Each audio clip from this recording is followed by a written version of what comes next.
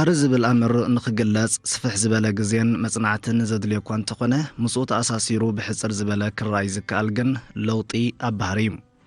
ለውጥታት ባህሪ ቅድምን ድሕርን ምውላድ ኣብ ዝተፈላለየ ደረጃታት ዕድመ ደቂ ሰባት ዘጋጥም ክስተት እዩ። ሳዕቤናት ኣሉታዊ ተለዋዋጢ ባህሪ ደቂ ሰባት ኣዝዮም ብዙሓት እኳ እንተኾኑ ንገለ ካብኣቶም ምስ እንጠቅስ ስድራቤታዊ ግርጭት፣ ፍትሕ፣ ቁጠባዊ ሃስያ፣ ዘይተደልየ ሓደጋ፣ ነፍሰ ቅትለት፣ ጎነፅ ወይ ዓመፅ ናይ ምፍጻም ተኽእሎታት የዛይድ፣ ስነ ኣእምራዊ ምዝባል የስዕብ፣ ሕዱር ሕማማት ከም ጸላም ከብዲ፣ መንሽሮ፣ ልዑል ጸቕጢ ደም ካልኦትን ይኸትል። እዞም ኣቐዲሞም ክንገልጾም ዝጸንሐና ብሓፈሻ ሳዕቤናት ተለዋዋጢ ባህሪ ደቂ ሰባት ክኾኑ ከለዉ ኣብ ክሊ ኩሉ ደረጃታት ዕድመ ድማ ብኣሉታ ይጸልዉ። ናይ ሎሚ ዛዕባና ኣሉታዊ ለውጥታት ባህሪ መንእስያትን ኣገባብ ኣፈታትሑኡን ንዝብል ትሕዝቶ መደብ ከነቕርበልኩም መሪጽና ኣሎና። ሰናይ ምክትታል።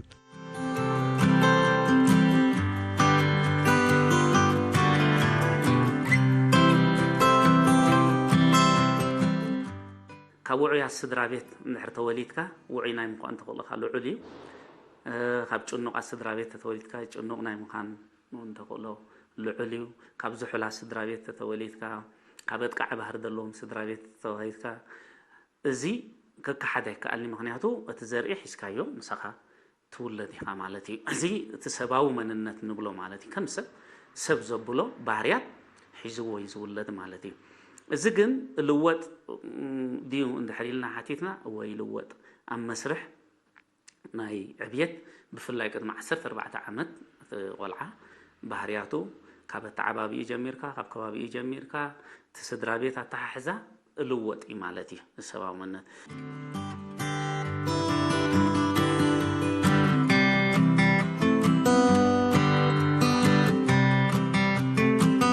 ካልእ ብድሕሪኡ ዝመጽእ እውን እዚ ጽልዋ መዘና ንብሎ ኣሎ።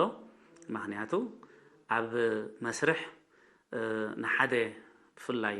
ኣብ ጉርዝውና ወይ ኣብ ብፅሕና ዘለዉ ሰባት ኣዝዩ መዘና ጽላዊ ምዃኑ ክንርዳእ ክንክእል ኣለና። ምክንያቱ ብፍላይ ዓብለልቲ እንተኮይኖም ተም መዘና ነቲ ናቶም ባህርያትን ነቲ ናቶም ስምዒታትን ናተሓሳስባታትን ናብቶም ካልኦት መዘንኦም ከርዕምዎ ስለ ዝደልዩ ስለዚ እቶም ዓብለልቲ ከዓ እሞ ዘይልሙድ ባህሪ እንተደኣ ዝበዝሕ እዋን ሃልይዎም ነቶም ካልኦት ዘይልሙድ ባህሪ ከምዚ ርዕሙ ይገብርዎም እዮም ማለት እዩ። ካልእ ብሓፈሽኡ ከባቢ ክንብል ከለና ሕጂ ካብ ገዛ ወፂኻ ዘሎ ኣብቲ ሕብረተሰብ ይኹን ኣብ ቤት ትምህርቲ ንበሎ ምስ ከባቢና ንፅብፅቦ ኣብዚ እውን ኣበየናይ ከባቢ ዝዓቢ ዘሎ ቆልዓ ኣዝዩ ወሳኒ እዩ። ንኣብነት ኣብ ሓደ ቁርዒ ከባቢ ኣብ ሓደ ኣራሚ ዝኾነ ኮስኳስ ከባቢ ዝዓብን ብኣንጻሩ ከዓ ኣብ ሓደ ናዕቢ ዘለዎ ንዘይልሙድ ባህሪ ዝዕድም ከባቢታት ዝዓቢ ቆልዓን ከዓኒ ዝፈላለይ ማለት እዩ። ስለዚ ንዘይልሙድ ባህሪ ንኸጥሪ ከባቢኡ ኣዝዩ ጽልዋ ኣለዎ ማለት እዩ።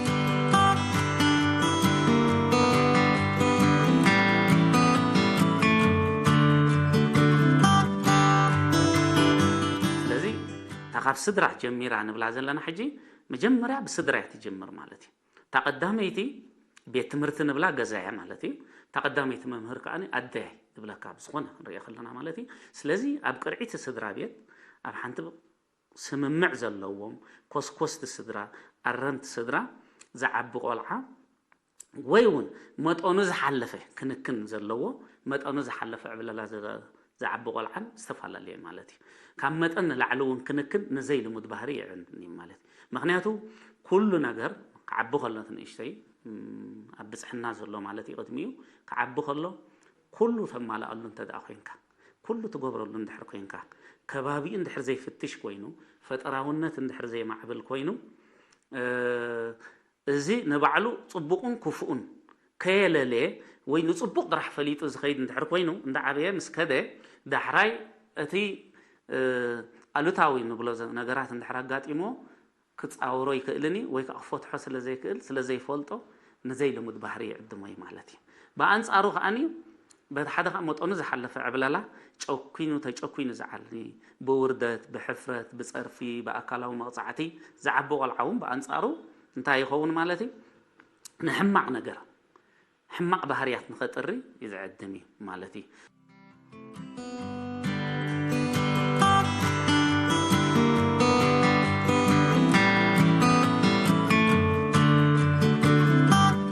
ንእስነት እቲ ሓደገኛ ዕድመ እንብሎ ኢና ማለት እዩ ምክንያቱ ኣብ ግዜ ንእስነት ብፍላይ ብዝግርዝውና ወይ ብፅሕና ንብሎ ዘለና ዕድመ ሓደ ብርቱዕ ማዕበል ናይ ውሽጢ ዝፍጠረሉ ኣብ ደቂ ሰባት እዩ ማለት እዩ ምክንያቱ ናይ ሆርሞን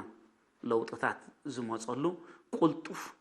ምዕባለ ዝረኣየሉ ስለ ዝኾነ ማዕለያ ዘይብሉ ማዕበል ኣእምራውን ኣካላውን ለውጢ ዝረኣየሉ ማለት እዩ ምዝ ከዓኒ ባህርያቶም ግድን ክልወጥ ናይ ግድን እዩ ማለት እዩ ምክንያቱ ኣብዚ ዕድመ እዚ ንብሎ ዘለና መንነቶም ዘረጋግፅሉ ቦቶኦም ማለሲ ዝፍትሽሉ ኣነ ክንዲ ሰብ ኣኺለ እኹል ሰብ ኮይነ ዝብሉኑ ርእሰይ ክኽእል ኣለኒ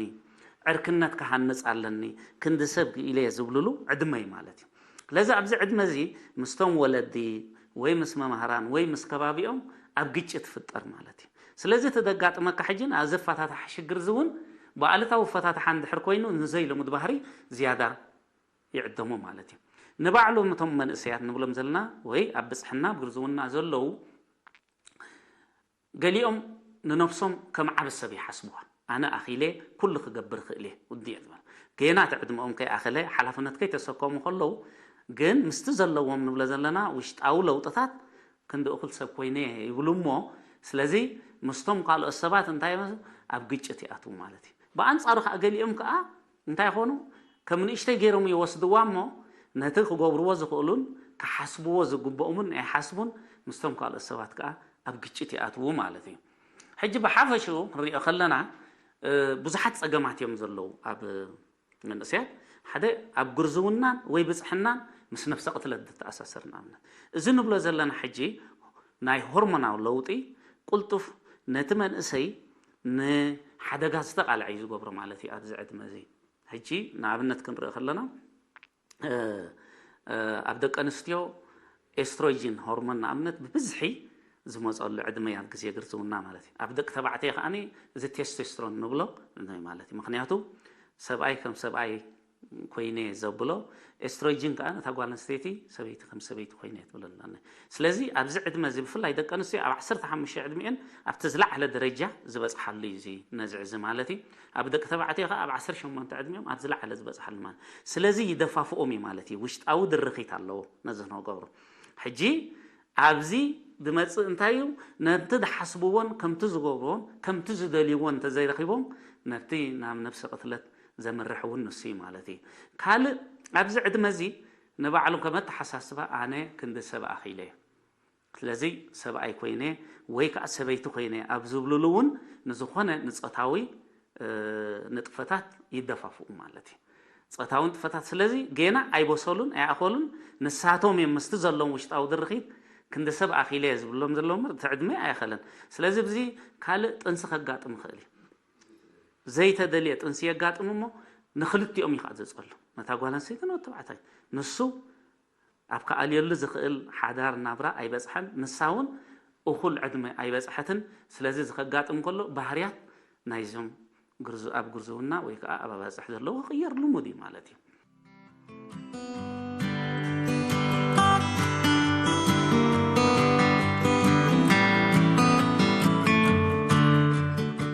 ፍቅሪ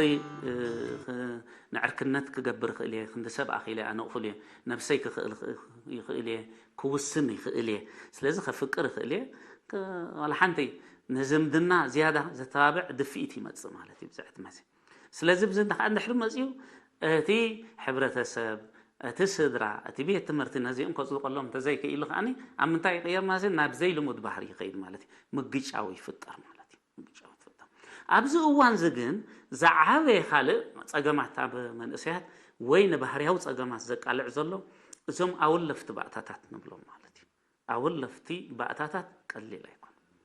ከመይ እዮም እቶም ኣወለፍቲ ባእታታት ቅድሚ ሕጂ ምናልባት ምስ ኣልኮል ምስ ሓሺሽ ምስ ማስቲሺ ካልእ ሽጋራ ዝተኣሳሰር ዝበዝሕ ከምኡ እዩ ነይሩ ዝኸቢና ማለት እዩ ኣብዚ ሕጂ እዋን ግን ብዝተፈላለየ መፅናዕቲ ዝተረጋገፀ ሓደ እዚ ዲጂታላዊ መሳርሒታት ብበዝሒ ፊልም ምርኣይ ኢንተርነት ብኢንተርነት ጠላዕ ምፅዋት ተደጋጋሚ እዞም ፀወታታት ንብሎም ወይ ጌምስ ንብሎም ንእምሮ ዝሰልቡ ዝስሕቡ ፊልሚታት ማለት እዩ ካልእ እዘም ናይ ግብረ ጽዩፍ ንብሎም ፊልሚታት ዘየድልዩ እዚኦም መንእሰያት እዚኣቶም ወይ እዚኦም ኣብ በጽሕና ግርዝውና ዘለዉ ግን ናብ 18 ዕድመ ኣብ ዝበጽሕሉ ናብቲ ዝለዓለ ናይ ኣእምሮ ጸገማት ይቃልዑ ምክንያቱ ትዝገብርዎ ዝነበሩ ወይ ትዝርእይዎ ዝነበሩ ወይ እውን ኣብ ነፍሶም ፈቲኖሞ ክኾኑ ይኽእሉ ወይ ካልኦት ሰባት ፈቲኖሞ ኣንጻር ናይቲ ዝነብሩሉ ባህልን ክብርን ናይቲ ሕብረተሰብ ኮይኑ ምስ ተረድኦም ስለዚ እንታይ ጥፋኣተኛ ስምዒት ይመጽእ ኣብዚ እንታይ መጽእ ማለት ይሽዑ ተስፋ ምቁራጽ መጽእ ስለዚ ኣብዚ የድሊ ናይ ኣእምሮ ጸገማት ትወድቕ ኢኻ ማለት እዩ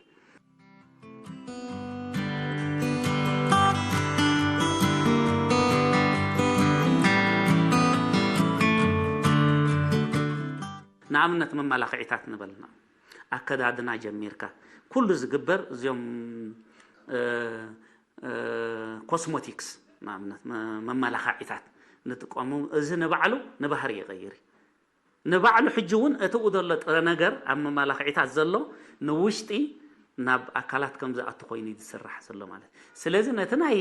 ደቂ ሰባት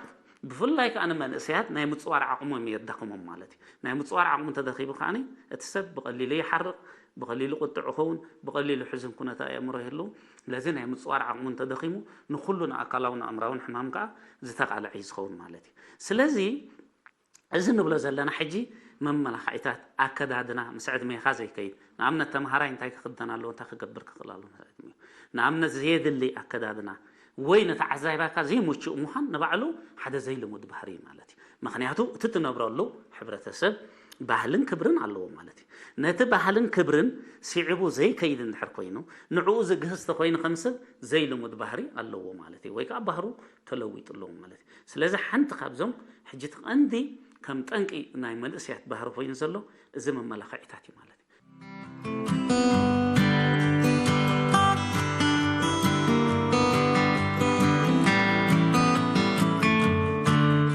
ካልእ ምስኡ ዝተኣሳሰር እዚ ምቁፅፃር ኣብ ናጽነት እዩ ምክንያቱ ዝበዝሕ መንእሰይ ከምዛ ኣቐዲሞ ዝበልክዎ ኣነ ክንዲ ሰብ ኮይነ እኹል ሰብ እየ ነፍሰይ ክኽእል እየ መንነተይ ዘዛግውፀሉ እዋን እዮም ስለ ዝብሉ ክትቋፃፀሮም ኣይቅበልዎን እዮም ማለት እዩ ብስድራ እዩ ብመምሃራን ድዩ ዝኾነ ቁፅፅር ኣይግበረሎምን እዩ ማለት እዩ ስለዚ ሜላ ተጠቒምካ እንተ ደኣ ክትቋፃፀሮም ዘይክኢልካ ከዓ ኣብ ግጭት ይኣትዉ ማለት እዩ ምስ ካልኦት ምስቶም ዓበይቲ ሰባት ንብሎም ዘለና ወይ ምስቶም ኣለይቶም ኣብ ግጭት ይኣትዉ ንዘይልሙድ ባህሪ ከዓ ዝያዳ ይዕደሙ ማለት እዩ ካልእ እዚ ነፍሲ ክብርን ማሕበራዊ ደረጃን ማለት እዩ መንእሰያት እዮም ኣብዚ ሕጂ ኣብዛ ግርዝውና ዘለዉ ንበሎም ዋላ ንንእሽተይ ነገር ንነፍሲ ክብሪ ትትንክፍ ንዖም ከም ዓባይ ነገር እያ ማለት ዘተሓትካዮም ኮይኖም ስለ ዝስምዖም ኣብ ግጭት ምሳኻ ይኣትዩ ማለት ሕጂ ኣብቲ ማሕበራዊ ደረጃ ቦትኦም እዮም ዝደልዩ ማለት እዩ ከጣጥሑ ይደልዩ ዝበዝሕ እዋን ከዓ ንዓይ ጽቡቕ ክህልወኒ ኣለዎ ጽቡቕ ክረክብ ኣለዎ ስለ ዝብሉ ኣብዚ እውን ኣብ ምግጫዊ ይኣትዉ እዮም ማለት እዩ ካልእ ፀገም ሻቁሎት ኣብ መጻኢ ንብሎ ኣሎ ዝበዝሕ ግዜ ኣብዚ ዕድመ እዚ ካብ 13 ዓመት 14 15 ዘሎ ዕድመ ፀገም ሻቁሎት ኣብ መጻኢ ዝበዝሕ እዋን ኣብ ግርዝውና ወይ ብፅሕና ዘሎ ብዛዕባ መጻኢ ብዙሕ እዩ ዝሓስብ ማለት እዩ ኣብ ትምህርቲ ዕዉት ክኸውን ደ ኣብ ፍቅሪ ዕዉት ክኸውን ደ ማማሓዝተይ ዕዉት ክኸውን ደ ገለ ዝብል ኣሎ ማለት መብዛሕትኡ ሰብ ዝነብር ሕጂ እንድሕር ተደጋጋሚ ብከምዚ ዝኸይድ ኮይኑ ከዓ ኣብ ሻቁሎት ክነብር እዩ ማለት ሻቁሎት ተልይዎ ዘይልሙድ ባህሪ ኣሎ ኢና ንብል ዘለና ማለት እዩ ካልእ እቲ ፀገም ሞራላዊ ስነ ምግባራዊ ምዕባለ ንብሎ ማለት እዩ ምክንያቱ ሞራላዊ ክኣቱ ከሎ ንዕኡ ንሞራሊ ማለት ነቲ ሞራል ናቱ ዘማዕብል ምክንያቱ ኤና ይቁኑዕ ኤና ይጉጉይ ዝምህር ወይ ዘማእዝን ስድራ ቤት ከባቢ ከም ዝምለና መዘና እንተዘይረኺቦም ዝያዳ ንዘይልሙድ ባህሪ እውን ይዕደሙ እዮም ማለት እዩ ስለዚ እቲ ባህሪ ዋላ እውን ጥዑይ ባህሪ ነይርዎ ኣብ ከምዚ ዝዓቢ እንድሕር ኮይኑ ንዘይልሙድ ባህሪ ክቃላዕ ይኽእል እዩ ማለት እዩ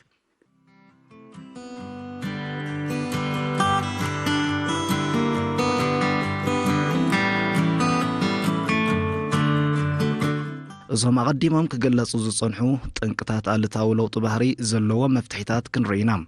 ብቐደም ተኸተል ተራ ስድራ ቤት ቤት ትምህርቲ ሞራላዊ ኣስተምህሮ ብሚኒስትሪ ጥዕና ብዝተወደበ መልክዑ ምሃብ ናይ ምብህሃል ሓገዝ ወዘተ ዝኣመሰሉ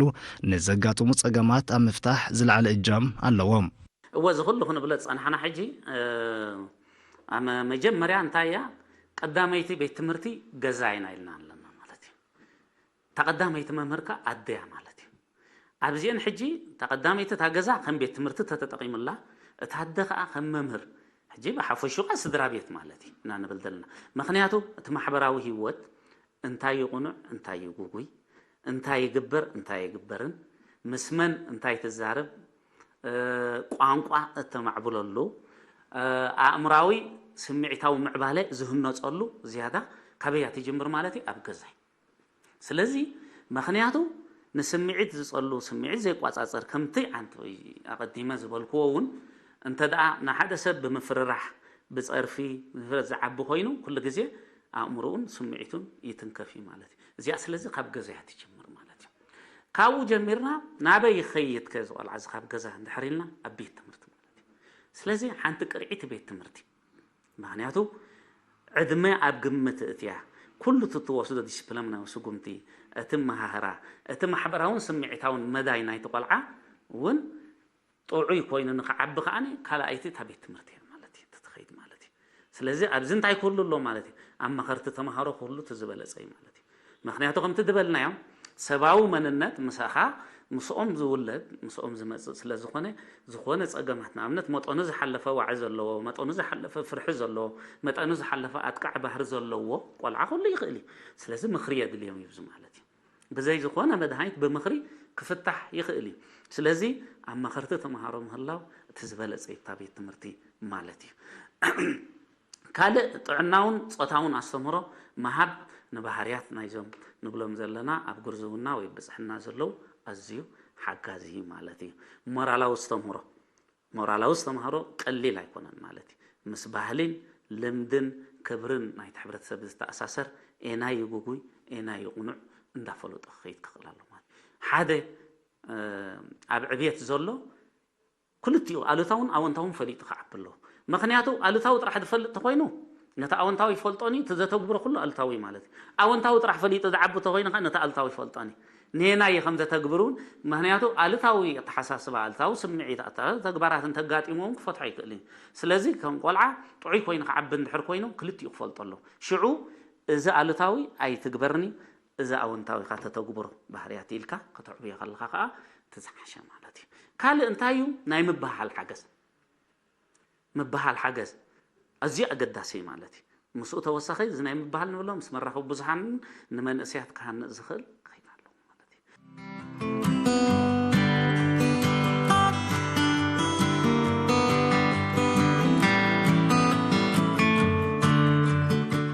كلنتن نبلن زلنا نبهريات تمهارو زصلوا غاني اب حدث ممنوع كبصح خلالو كاب بيت جمير كخبتا سدرا مالتي نعمنت زي قرعتي سدرا هليا قرعي بيت تمرت اندحر هلي كابتا بيت تمرت مسكده ابي خيدالو مالتي أفتا زي قرعتي سدرا خيدالو نزي لو مد بهرقا زياده قدم مغنياتو ابز منتي اتول ام مغጫው اتول مالتي مغنياتو امن اسنس سلازلو كناي مغنزاب تقولو انت حت سلازخونه تاناي بيت تمرتي قنعتمو زاناي سدرا يقنعتن كبل ايكلني مالتي مغنياتو انتي يغبر شعو مبزحتو غزي تبع بيت امن اسنس زلو نافتا التاوي زادب زياده مالتي سلازي بزنتاي حجي كل نسرح كلنا زملنا كبابي بيت تمرتي سدرا بيت كالوت عليتون اب حدا عينت اكايدا خلونا خلالو مالت حدا عينت ممرح كنونا الله مالتي ولدون صقمات انتليو ما بزنتا تقبر لكم ممرح كنو بمكن كلالنا حبريتا مخرخ تبوم كتقلالك كما يغرم كبس حسوات مالتي لعل كله يعني كسرح كلنا مسكيلاتات مالسا صقم بحريات الله مسكيلاتات تراداديكا ما يجمراتو ما صقم تبحرتات نايتي أبعبيت زلوا سب نقول زلنا تلل يلك كلهم تسرعهم تما صقمتي 3 ديم 4 ديم 5 ديم أبيهم دلوا والفدي زلوا قال بحريات دي زلوا سرق دي زلوا كم زخن نقول صنحنا عب ملخعيتات ديو زي عب أكدادنا ديو زخلوا نحرينا أبي تصقم قدمت مزقوبهم سلازي بقدم تختل غيرك عينا يخف تحت له تقدم هيك توسن مالتي